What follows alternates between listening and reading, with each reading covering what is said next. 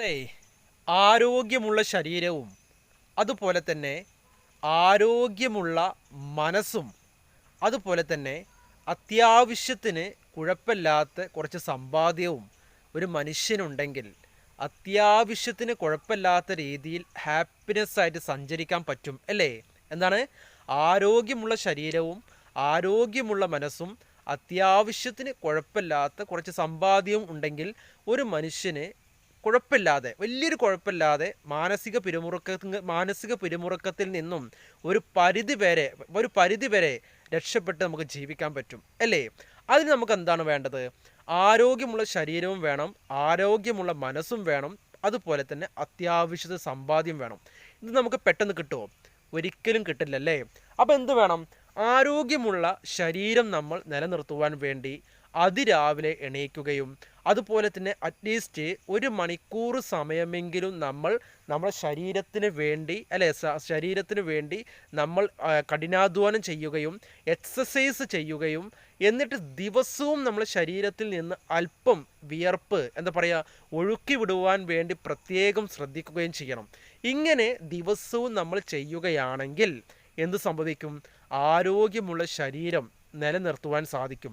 അതുപോലെ തന്നെ കൊഴുപ്പടങ്ങിയ ഭക്ഷണം നമ്മൾ നമ്മൾ ശരീരത്തിന് വേണ്ടാത്ത ഒരുപാട് ഭക്ഷണ പദാർത്ഥങ്ങൾ അല്ലേ നമ്മൾ കഴിക്കാറുണ്ട്, നമ്മൾ ഉപയോഗിക്കാറുണ്ട്. എന്തിനാണ് നമ്മുടെ ശരീരത്തിന് ആവശ്യമില്ലാത്ത ഇത്രയധികം ഭക്ഷണങ്ങൾ നമ്മൾ കഴിച്ചു കൂട്ടി നമ്മുടെ ആരോഗ്യമുള്ള ശരീരത്തെ നമ്മൾ നശിപ്പിക്കുന്നത്?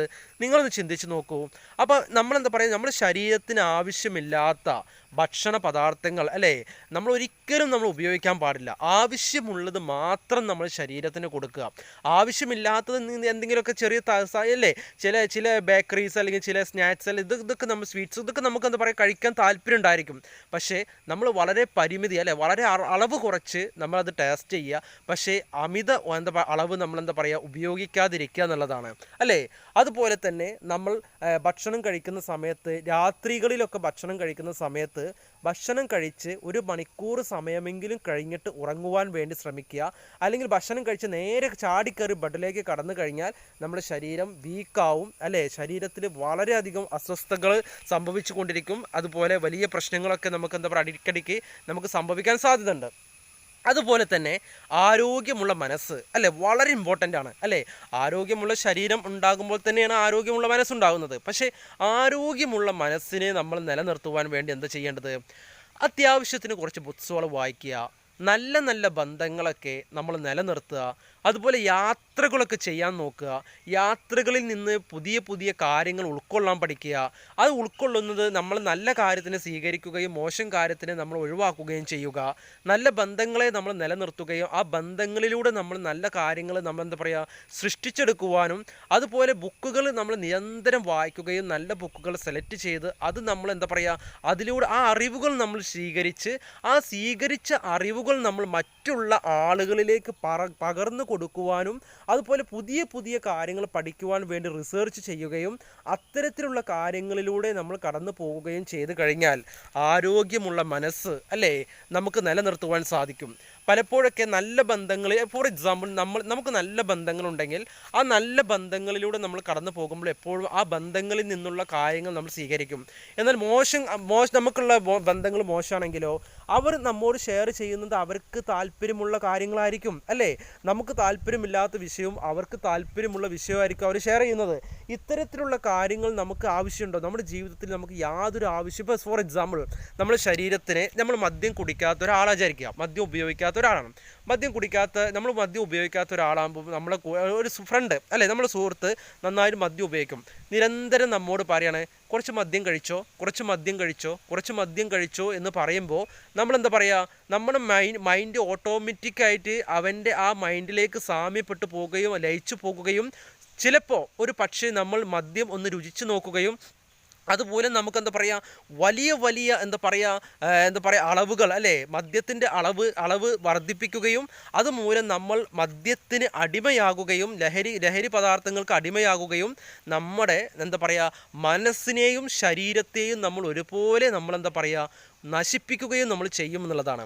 എന്നാൽ നല്ലൊരു സുഹൃത്താണ് ഇദ്ദേഹം നല്ല ബുക്സൊക്കെ വായിക്കും, റിസേർച്ച് നടത്തും, പുതിയ പഠനങ്ങളിലേക്ക് പോകും, പുതിയ പുതിയ അറിവുകളിൽ എന്താ പറയുക, പുതിയ പുതിയ അറിവുകൾ തേടി നടക്കാൻ വേണ്ടി നേടിയെടുക്കുവാൻ വേണ്ടി തേടി നടക്കുന്ന ഒരാളാണ് വിചാരിക്കുക. അദ്ദേഹത്തിൻ്റെ അടുത്ത് നമ്മൾ സംസാരിച്ച് എന്താ സംഭവിക്കുക, നമ്മൾ എപ്പോഴും അദ്ദേഹത്തിൻ്റെ അടുത്ത് അപ്ഡേഷനുള്ള കാര്യം സംഭവിക്കുക അല്ലേ. പുതിയ പുതിയ കാര്യങ്ങളാണ് എപ്പോഴും നമ്മൾ ചെല്ലുമ്പോൾ. ഇന്നിപ്പോൾ നമ്മൾ ഒരാളെ പറ്റി, ഇപ്പോൾ ഫോർ എക്സാമ്പിൾ വേൾഡിൽ നമ്പർ 1 റിച്ചസ്റ്റ് പേഴ്സൺ ആരാണ്, ഇന്നയാളെ. അടുത്ത ദിവസമോ വേൾഡ് ഇന്ന സംഭവങ്ങൾ കണ്ടെത്തുന്നുണ്ട്, അവിടെ ഇങ്ങനെ കണ്ടെത്തുന്നുണ്ട്, ഓരോ കാര്യങ്ങൾ എന്താ പറയുക, സയൻസ് പരമായിട്ടുള്ള കാര്യങ്ങളിലേക്കൊക്കെ ഊന്നി ഒരുപാട് കാര്യങ്ങൾ പറയുമ്പോൾ നമ്മുടെ മൈൻഡ് ഓട്ടോമാറ്റിക് അതിലേക്ക് കടന്നു പോകുകയും നമ്മുടെ മനസ്സ് വികസിക്കുകയും അതുപോലെ നമ്മുടെ മനസ്സ് വികസിച്ച് എന്താ മെൻ്റലി നമ്മൾ ഭയങ്കര എന്താ പറയുക പവറാവുകയും ചെയ്യുമെന്നുള്ളതാണ്. അപ്പോൾ നമ്മൾ ബന്ധങ്ങൾ എന്ന് പറയുന്നത്, നമ്മുടെ ജീവിതത്തിൽ ബന്ധങ്ങൾ എന്ന് പറയുന്നത് വളരെയധികം പരമപ്രധാനമായിട്ടുള്ള കാര്യമാണ് കേട്ടോ. പ്രത്യേകം ചിന്തിക്കുക.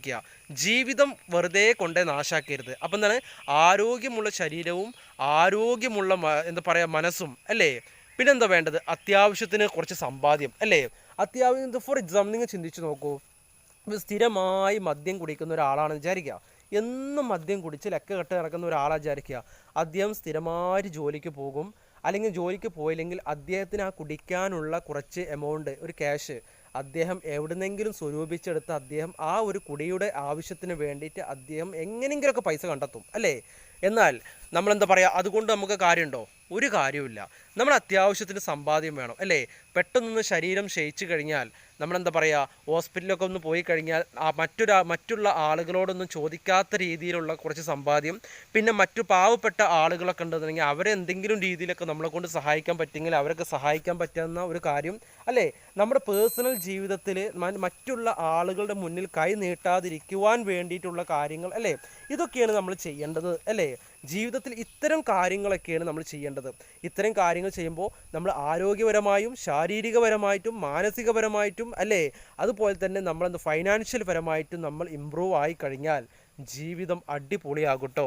ജീവിതത്തിൽ എന്താ പറയുക, നമ്മൾ എപ്പോഴും ചിന്തിച്ച് ഒരു തീരുമാനം എടുക്കുമ്പോൾ ആ തീരുമാനം ശരിയാണോ തെറ്റാണോ എന്നുള്ളത് 100 പ്രാവശ്യം ചിന്തിച്ചിട്ട് വേണം അതിലേക്ക് ഇറങ്ങിത്തിരിയാൻ.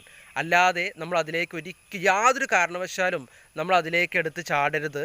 ചിന്തിക്കുക, പ്രവർത്തിക്കുക, ആലോചിക്കുക, ജീവിതത്തിൽ സക്സസ്ഫുൾ ആകുക, പ്രവർത്തിച്ചിട്ടോ ചെയ്യുക.